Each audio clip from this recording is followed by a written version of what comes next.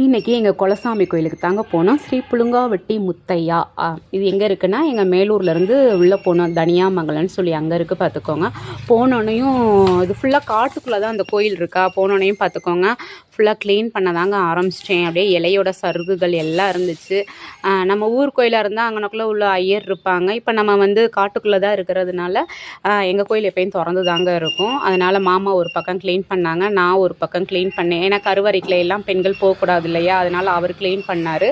எல்லாம் சுத்தம் பண்ணி முடிச்சுட்டு பார்த்துக்கோங்க. அப்புறம் கதம்பம் வந்து இந்த பிள்ளையாருக்கு, முருகனுக்கு, அங்கே காளியத்தா, பட்டவம், அது கருப்புசாமி அவங்கெல்லாம் இருந்தாங்க. அவங்களுக்கெல்லாம் கொண்டு போய் வச்சுட்டு வந்தோம்.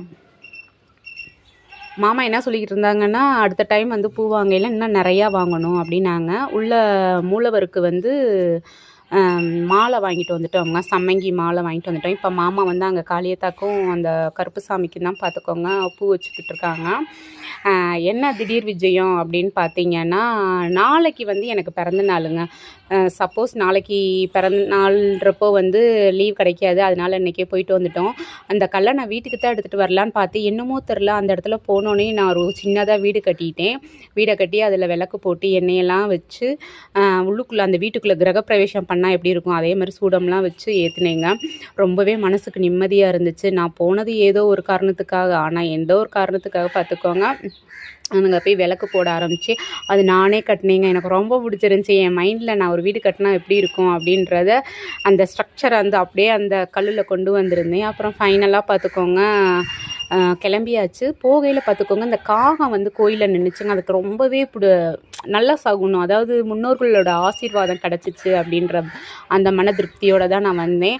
நாங்கள் கரெக்டாக முடிச்சுட்டு வர்றோம், பரவாயில்ல, நம்ம பிள்ளையெல்லாம் வந்து விளக்கேற்றிட்டு போகிறாங்க அப்படின்னா அந்த முன்னோர்கள் இருக்கு இல்லையா, அப்படி தான் நான் பார்த்தேன். அந்த எங்களுடைய மூதாதையர்கள் தான் வந்து விளக்கேற்றிட்டு போயிருக்குங்க பிள்ளைய அப்படின்னு வந்து ஒரு நல்ல சகுனமாக இருந்துச்சு எனக்கு அந்த காக்கையை பார்த்தோன்னே. அப்புறம் இந்த கம்மாக்கரையில் தாங்க அந்த காலத்தில், அதாவது என் மாமியார் வந்து எங்கள் ஏஜில் இருக்கையில் குளத்தங்கரையில் தண்ணி எடுத்துகிட்டு போய் அங்கே வந்து பொங்க வைப்பாங்களாம். இந்த வழியாக தான் நாங்கள் போகணும் பார்த்துக்கோங்க.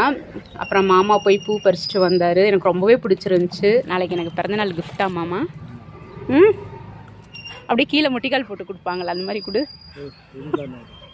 இங்கேயெல்லாம் அப்படித்தாங்க. என்ன இது? இது யாருக்கு? தேனுக்கா? ஏங்க எனக்கு பிறந்த நாளைக்கு தேனுக்கு? ஓ, இது எனக்கு தேனு பார்த்துக்க, இது உனக்காம். இது எனக்கு.